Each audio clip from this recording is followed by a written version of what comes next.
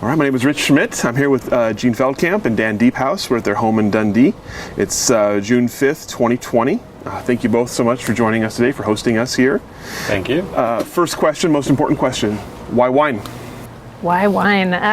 We love wine, and we especially love bubbles. I think we got into it probably the traditional way for new winemakers. We drank a lot of wine. We got really interested in it, kind of obsessed with bubbles in particular. We started traveling and visiting winemakers when we traveled, and just kind of learning and reading and talking to people, and really took a deep dive with it. Yeah, it just starts with unadulterated love for sparkling wine. And then it's a slippery slope. Start making it in your garage, and then you've carved out a corner in a friend's winery, and next thing you know, you're moving to Oregon.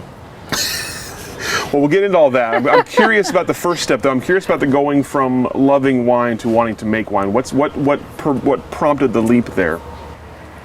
At some point you start thinking about what you want to do with the rest of your life, and what can you do for the next 50 years. And I think this seems like a project that will take at least 50 years, and you really need to put time into it and love it to get it right.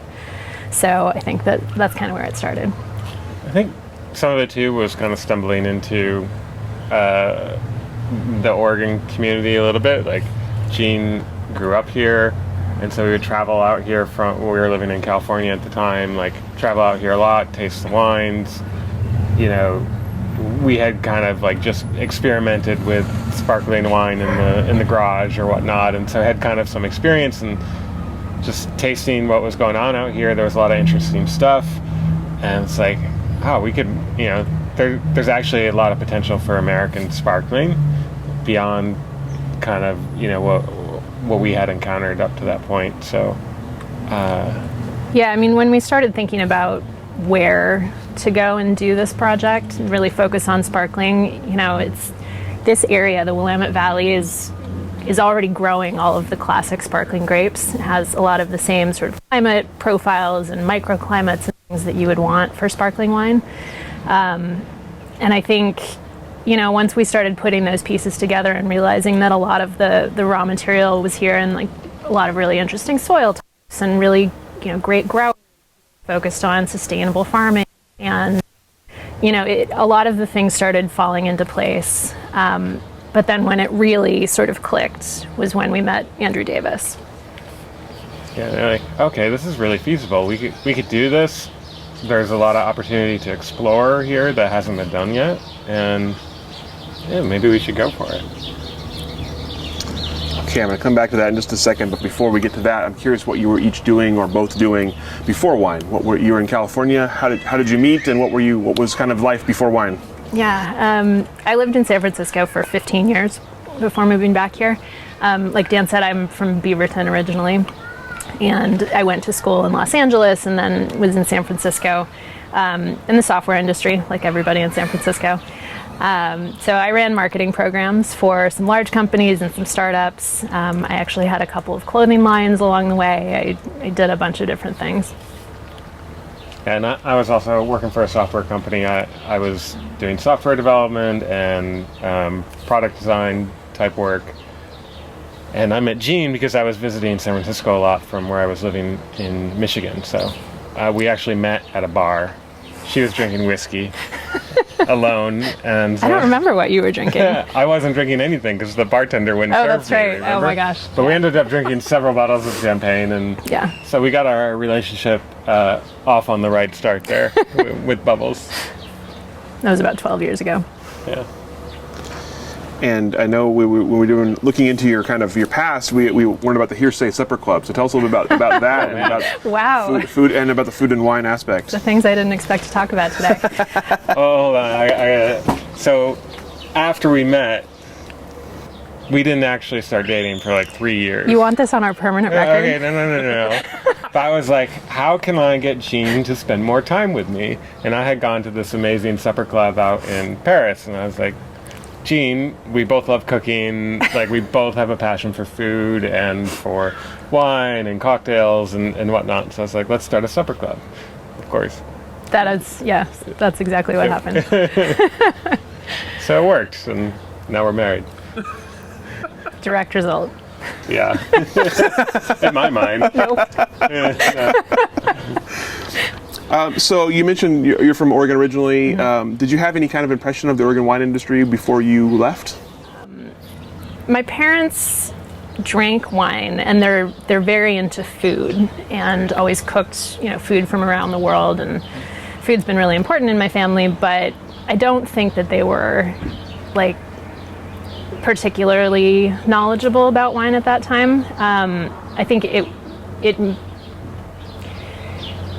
I was aware of it being sort of an important counterpoint to food, but I wasn't, raised with wine knowledge necessarily.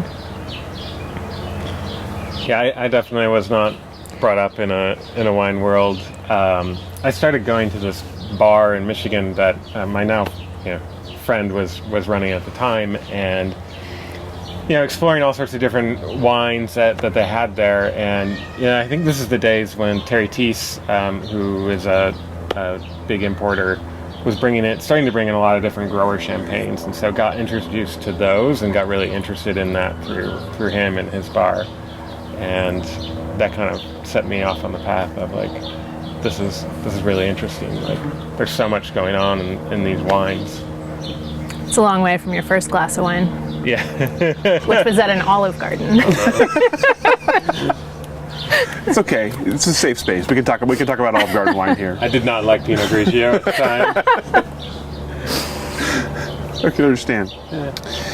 So tell me, you mentioned kind of Oregon as an interesting spot, and then meeting Andrew. So tell me about the steps there in between we kind of making a little bit of sparkling wine in our garage to like we're going to start a wine brand in Oregon. Tell me about the steps that get you here and get you starting your brand. How did you just called him? Yeah. And asked him to meet for coffee, and we met him for coffee and talked about what he was doing, and it was just sort of a light bulb moment, like this is the missing piece that enables us to actually produce sparkling wine, because the equipment, the disgorging equipment is so expensive, and so to be able to share it with other wineries and use it kind of as a service was a real light bulb. There's a lot of research that went on, like okay, we're interested in making sparkling wine, but is this something that we can actually make a living off from, things like that. So we did a lot of research, putting together a business plan and trying to figure out, okay, does this pencil out? And then there was a lot of research around where to buy grapes. As we talked about a minute ago, one of the great things about Oregon is all the right things are planted, and so we felt there was a real opportunity to kind of explore through that, not necessarily to own our own vineyard, but to say, okay, how do all of these different sites translate into sparkling wine here in Oregon? What makes a great sparkling wine? And just explore that direction. And we know that people love bubbles. We know that bubbles is like the fastest growing wine market, so just kind of made sense to go after.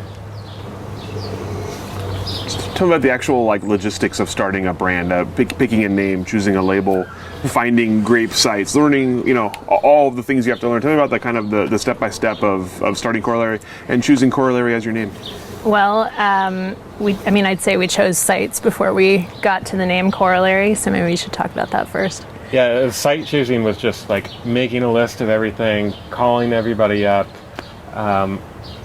going around and with Jessica Cortell through the valley, and it's like, here are some sites, or like, you should talk to these guys. That's how we found Cattrall. She was taking us to see her vineyard at her house, and she pulled over before we got there, and she pointed up the hill, and she said, hey, my neighbors up there have some grapes that you might want to get. Some good grapes. Yeah, and so we make a rosé from them now. Yeah, and looking for sites where like still wine doesn't really ripen all the time, right? Like we work with Namaste Vineyard. They harvest for still wine sometimes in November over there. So, okay, we can harvest in the beginning of October, and that wine I think just has so much verve to it because of it's got that right mix of climate and clone and soils.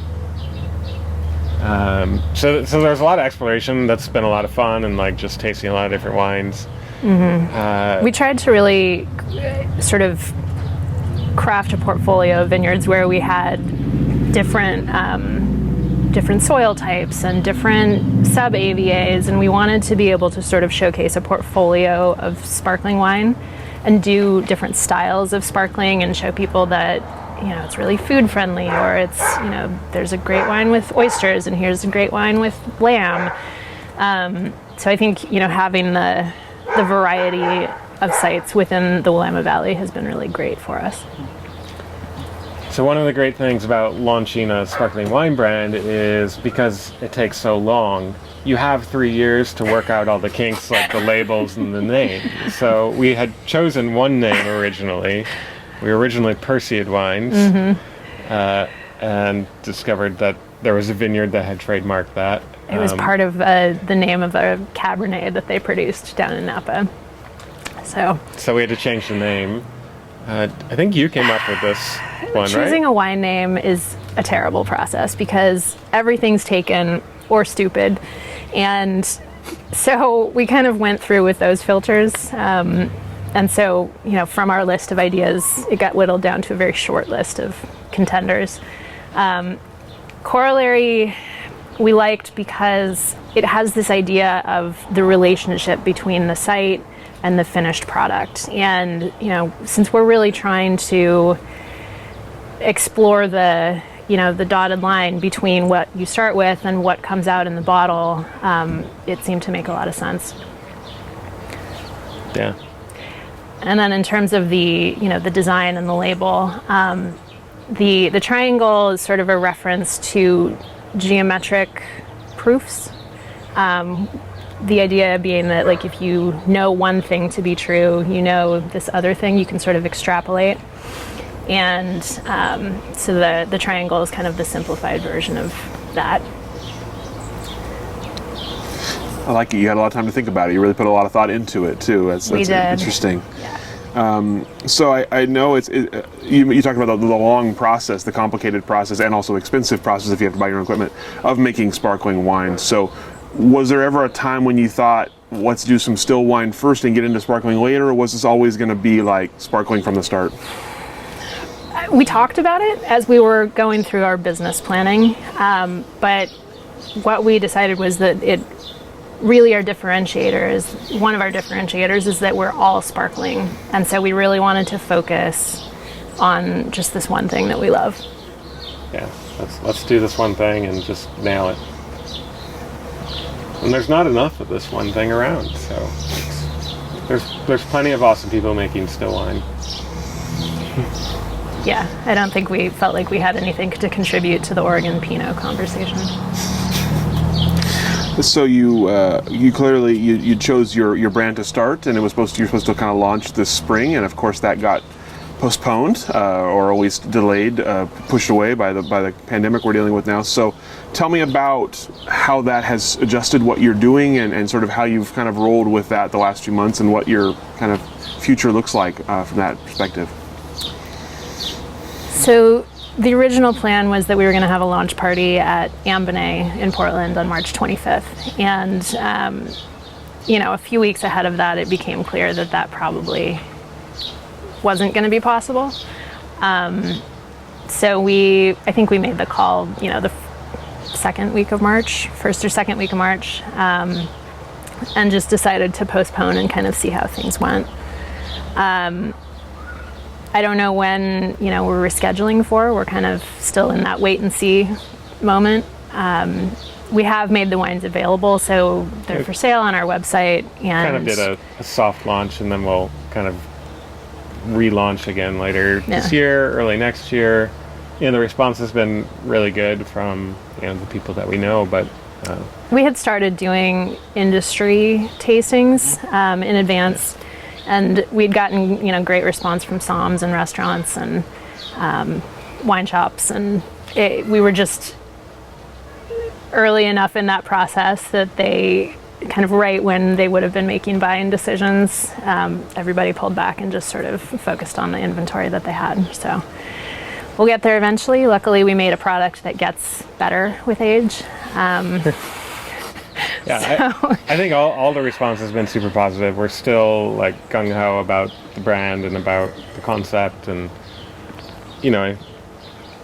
as Jeanne said, we only had disgorged part of our release anyway, so our plan was over time to extend how much time on the lees each wine had.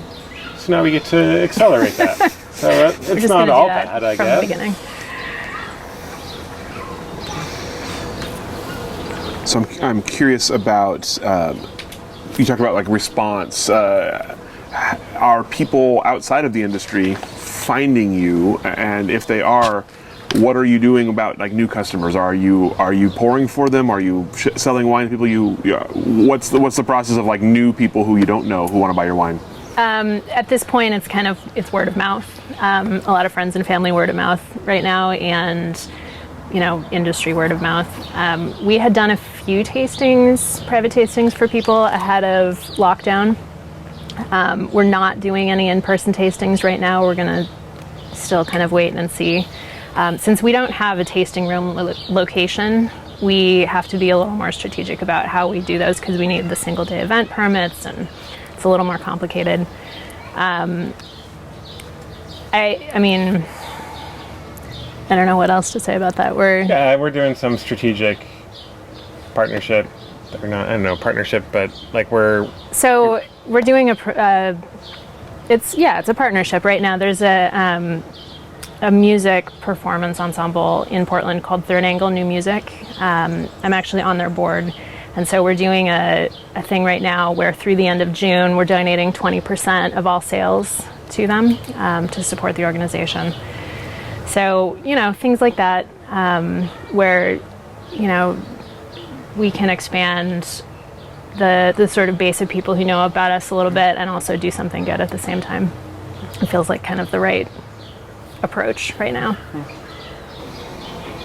You talked a little bit earlier about kind of Oregon, the Willamette Valley being perfect for sparkling. Tell me a bit more in depth what the terroir of the Willamette Valley is when it comes to sparkling. Obviously, sparkling has been here a long time, but only recently in much quantity. So tell me about what you find that's exciting for sparkling wine here.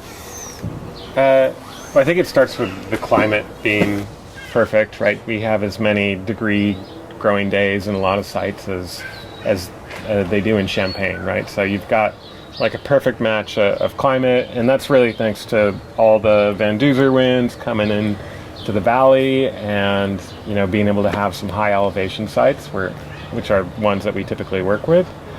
And I think the interesting thing about the Willamette Valley terroir is it's got that acid and it's got that fruit, and you can bring those two things together, and we've do different explorations with that. With rosés, for example, we're doing a carbonically fermented rosé, and it's this explosion of fruit flavors, which is super fun, but it's elegant at the same time because it's got that acid backbone.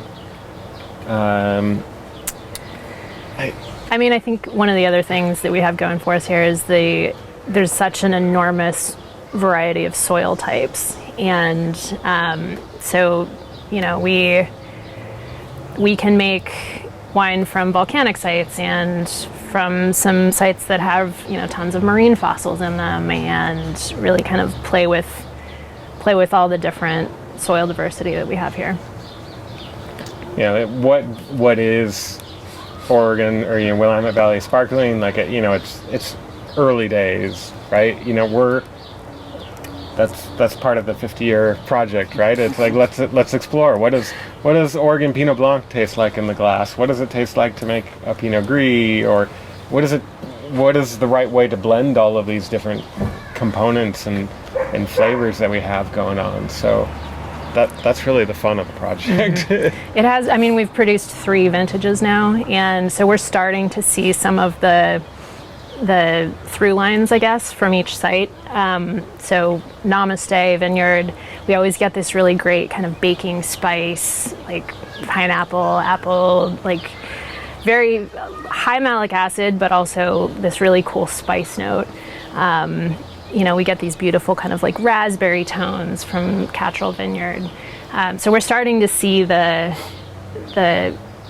aromas and the flavors that are really making each site special. You mentioned looking especially for high elevation sites. Tell me about that. But there's so many different microclimates inside the valley, right? And I think it's every 300 feet you go up in the valley, you lose a degree of temperature, right? So the cooler sites ripen more slowly, which is what we want for sparkling wine. So if you don't know much about sparkling wine, you pick it at a lower sugar level to keep the acidity, and because later on you add more sugar into the process to ferment again and add the bubbles. And so you need a little bit more delicate, high acid driven wine to do that. And so we can kind of pick out the sites like at the very top of Eola Amity or the very top of the Dundee Hills, or right in the middle of the Van Duzer corridor. These are super cool sites and really just perfect for sparkling. In addition to that, you're also looking, it seems like you're looking for sustainable vineyard practices. Tell me what sustainability means to you when you're looking for people selling sustainable grapes, and then why you choose to buy from sustainable vineyards. That's a big question. Yeah. I mean, I think it's a learning process for us too, because we're coming from another world. But definitely, looking for people who are looking at the ecosystem of the vineyard and how to maintain that ecosystem, not just, look at the grapes in isolation. I think one thing we have a lot of conviction around is no use of herbicides, and just, that can really just kill so many things in the soil, and it's dangerous. And it's such a complex topic. Right. Sure. Yeah, I mean, the vineyards that we work with are, I think, almost all, biodynamic or live certified or organic. We're not dogmatic about certifications,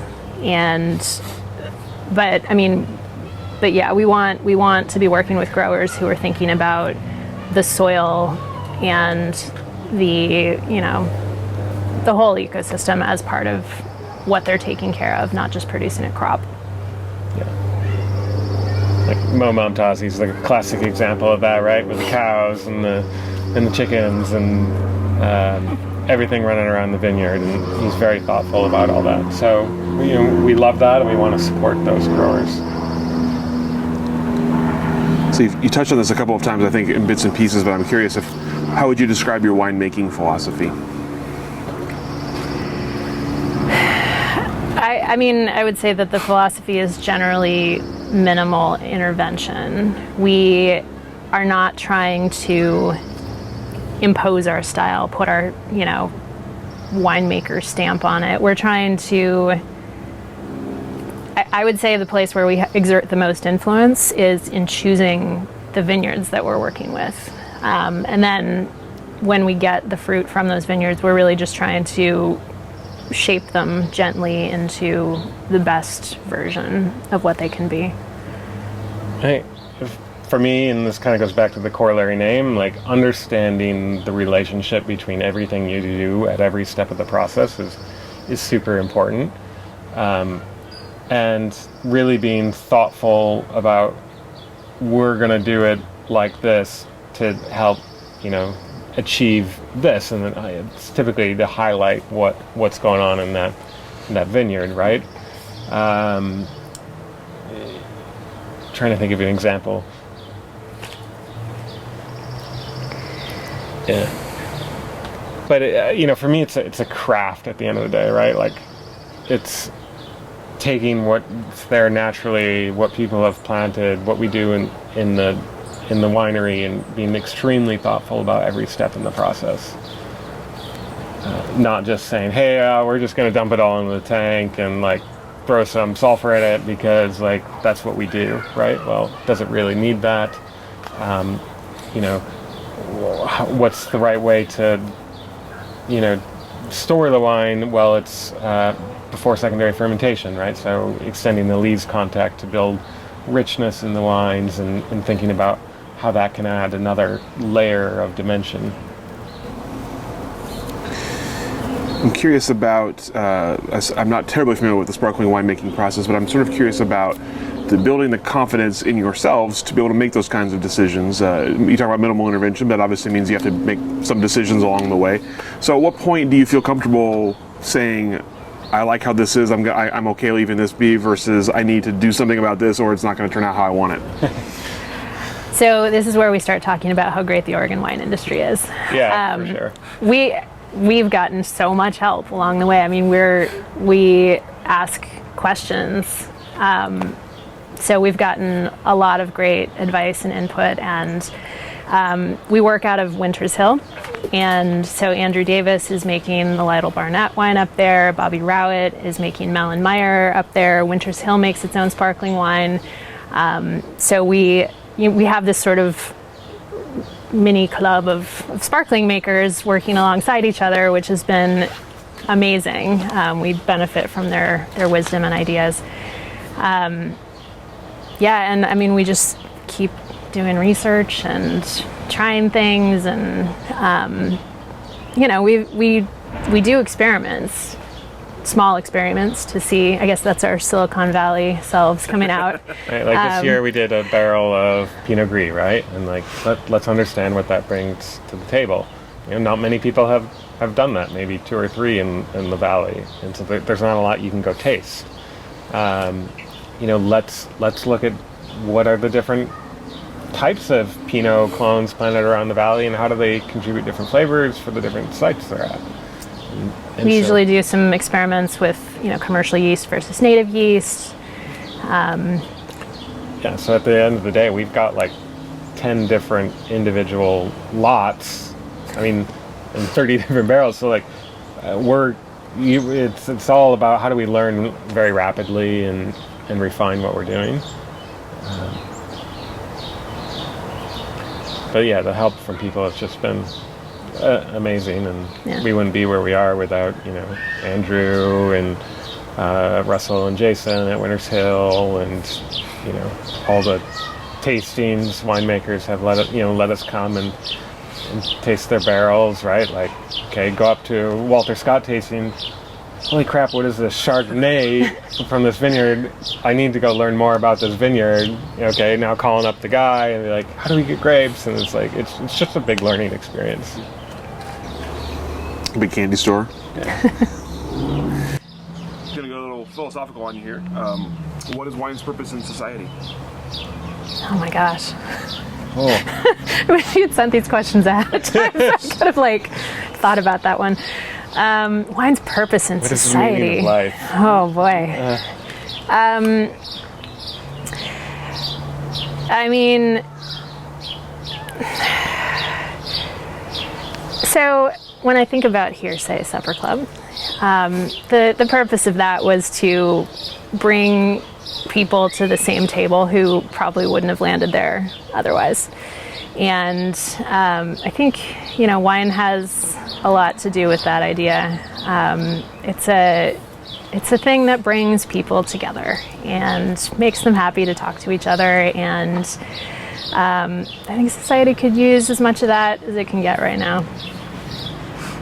For sure. I think it's also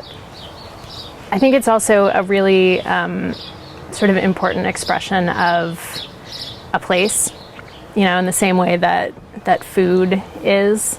There's a lot of history to wine and the way that it's made, and then also, history in the way that it's farmed, and obviously the place where it's grown creates a very specific profile. And so it's a way of telling a story about a place, which I think is really important. Got nothing to add. It's a very good answer on the spot. I'm impressed. What would you want someone to get out of a bottle of your wine? What would the ultimate reaction to drinking some of your wine be? I want them to get up and dance and then order another bottle. We want people to enjoy it. We wanted to bring them and their friends together, new people together. We want it to trigger thinking about wine. What is this? How did it get to be like this? What happens if you do things differently? But like, I think it has to start with that kind of visceral enjoyment. One of the best things about the COVID situation right now is, we've been doing delivery to people, which isn't something we would have done otherwise, but it's the best when you ring somebody's doorbell and you show up and you hand them some wine and they're just like so happy. That sort of happy reaction is really great because people don't react to software that way.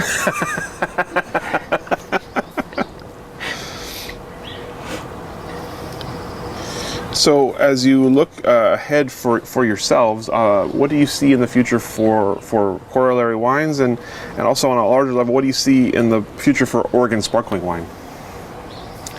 Oh man, we have big plans for Oregon sparkling wine. I think there's so many things we want to do. I think for us it does start with Oregon sparkling wine and Willamette Valley sparkling wine. Like, really believe in the rising tide lifts all boats. Like, we want to establish this place as a premier world-class region for sparkling wine. Like, we think it has a lot to say, and just like people have done with Pinot and people are really, I think, doing now with Chardonnay, like, we see that same opportunity here for bubbles. So that's kind of like the big vision. And then there's lots of other things that, we want to do in our project, like work with reserve wines and other sites and, blend more and age things longer and, 50-year project. I love it. Yeah.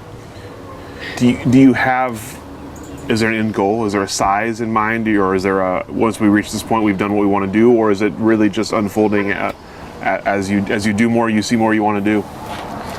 I think we'll be in a better spot to answer that in like 5-10 years. Right now, the next big stage is launching and getting ourselves off the ground and known a little bit. But I don't think we want to be a huge winery. I mean, I think, we want to be making the wines ourselves, to be doing these experiments and working directly with the growers and,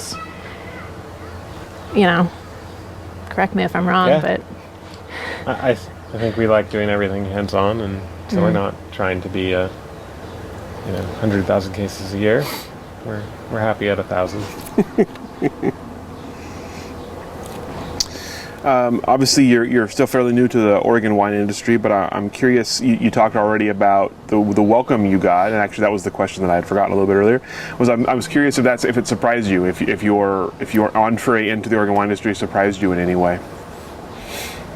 I mean, the Oregon wine industry feels like a big warm hug. People have been really nice. Definitely more support than I think we counted on. Yeah. Everybody's very open about sharing knowledge here, which is amazing. And I think there's this real sense, like you said, that a rising tide lifts all boats. I think, when growers in the 70s got together to sort of create this Pinot identity for the Willamette Valley, that was amazing. And, doing it again with Chardonnay, it really, that was a light bulb for us too. I think that, the industry as a whole in a region is stronger if people work together that way. And the sparkling producers that are making sparkling here now are doing the same thing. There are about 30 sparkling producers that get together every February for a base wine tasting. And so we've done that for the past couple of years. You blind taste sparkling base wine all day, which is rough. But, everybody tastes blind and discusses together, and that's really helpful. And just, the spirit of that is really nice. For sure. What do you see as you look ahead for the Oregon wine industry in general, and has that changed since in the last few months in the pandemic here? Oh man, I don't know. I don't necessarily feel like I'm an expert on the industry in general, but it's. I mean, I'd say that Oregon's sort of profile is rising in the wine world at large. Like people know Oregon more every year than they used to, and specifically, the Willamette Valley is becoming more known. I think we need that to continue. I mean, to really scale, you need people coming from outside the region to get to know your wines and sort of spread your name. I think there's a break in that right now with COVID. I think it might be a year or two before we see the same kind of levels of tourist traffic. But I don't know. We'll see. We'll see how that goes. Just looking at the crowds at Red Hills down the street here for the last couple weeks, people are definitely coming out here and going to wineries again. So I don't know if those are all local people or not, but cabin fever is an impressive motivator. Yeah, sure. Yeah. Clearly, people want to come here. So. All right. Well, that's all the questions that I have for you. Is there anything I didn't ask that I should have? Anything we didn't cover that we should have covered?